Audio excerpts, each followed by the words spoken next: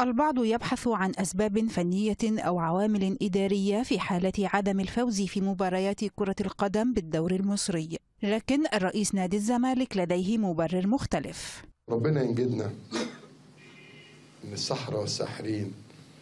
أنا مسمي الموسم ده دوري جامايكا. اللي بيصحى بدري يروح للراجل الساحر يخلص معاه بيديله. قائمة المتهمين باللجوء إلى السحر والشعوذة لدى منصور طويلة، رئيس سابق للنادي، بداعي سعيه لإيقاف مسيرة الفريق. فريق منافس يلجأ للمشعوذين على حد تعبيره، ومن بينهم أحد العاملين في غرفة ملابس النادي المصري البورسعيدي الذي نفى للعربية جملة وتفصيلا تلك الاتهامات. بتعمل عشان أنا مع كابتن حسام إبراهيم على طول، وبظهر على طول في التلفزيون معاهم. الفرقة بتكسب، فرقة كويسة، يقول لك سحر إيه؟ حرام، وربنا مع المظلوم.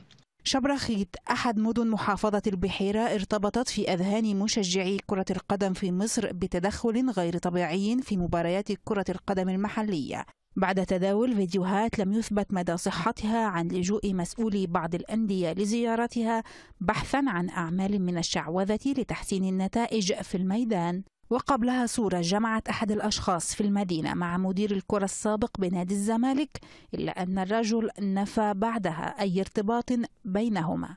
إذا كان النادي المصري أو أي نادي في الدوري العام بيمارس أعمال السحر والشعوذة عن طريق أشخاص، فأكيد كان في نادي في مصر النهاردة عنده 66 نقطة من 22 ماتش، وده مش موجود طبعا. يعني طبعا الكلام ده طبعا هراء وما يصحش ان هو يتقال، وخاصة إذا كان من ناس مسؤولة.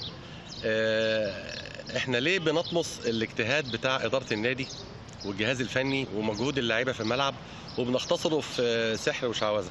أهالي شبرخيت رفضوا اقتران اسم المدينة بهذه القضية، ورفضوا في حديثهم للعربية الزج بالقانتين فيها في قضايا السحر. دي كانت زمان فكرة متاخدة عن البلد، وكانت ناس بتزاول الشيء ده من قديم الأزل جدا جدا. طبعا الإشاعة اللي بتطلع المستشار مرتضى ده راجل يعني بيؤمن بالحاجات دي.